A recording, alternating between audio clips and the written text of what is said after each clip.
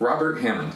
Great video, Chris. Isn't the Scientology cross also related to Aleister Crowley's occult symbolism? Can you talk more about Hubbard's plagiarizing ideas from the occult, Hinduism, and other sources? And Tim Weatherhill. I'm having some confusion about the Scientology cross. Didn't Hubbard pick that up from something Aleister Crowley was using?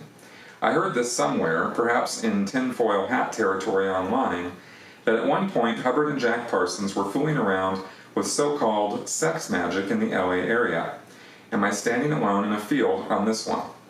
No, Tim, you're not standing alone at all, and in fact I talk about this in my book, Scientology A to Xenu. I actually discuss in some detail Hubbard's association with Jack Parsons and the occult, and Aleister Crowley, and or Crowley, I think is actually how you pronounce that.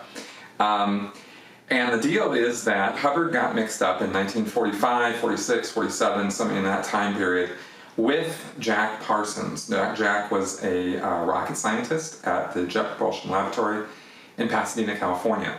And in fact, he had a mansion, a very large house, about 5 minutes from where I grew up in Pasadena. My paper route used to go right by that house.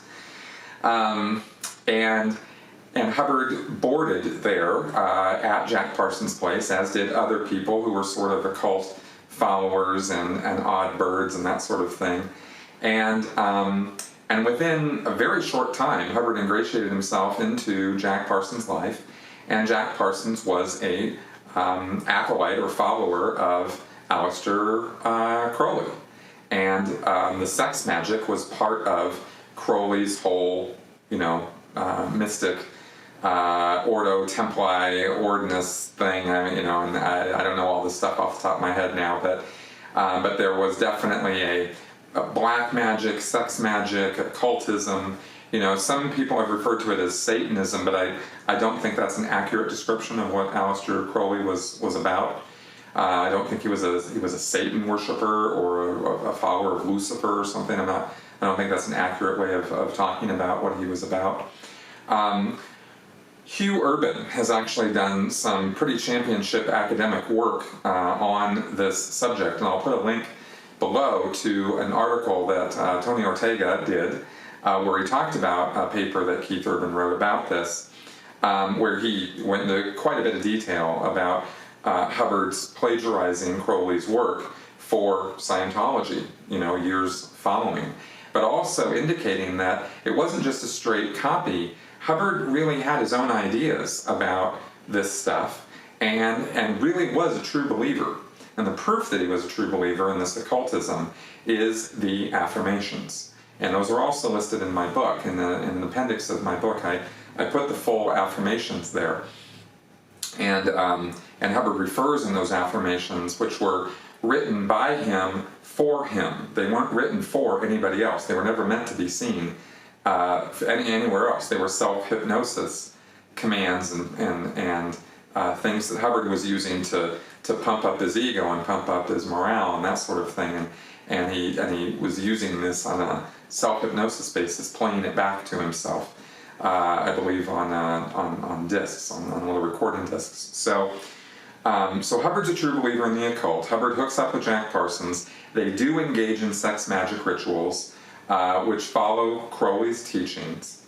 So Hubbard's aligned with this, but then Hubbard goes his own way because he's a con man also, and he tried to rip Jack Parsons off, and did rip Jack Parsons off of thousands of dollars, and took Jack Parsons' girlfriend at the same time. And that ended up being Hubbard's second wife, who he married while he was still married to his first wife. So there was all kinds of shenanigans going on in the late 1940s in L. Ron Hubbard's life. This is all totally detailed in the book Barefaced Messiah.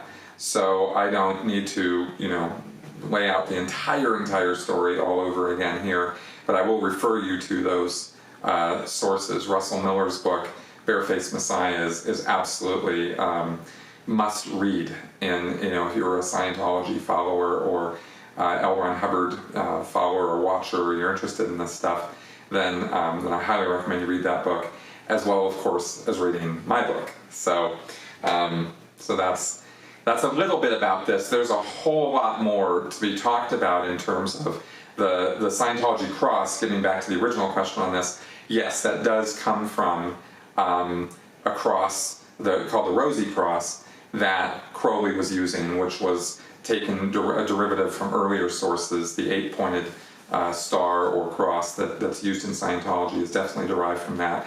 Hubbard came up with some story that cross came from I think an archaeological dig that was occurring in Arizona, and from some Spanish cross or something, I guess. But I think that was total balderdash, and I think he knowingly took that from Crowley's work. So there's that.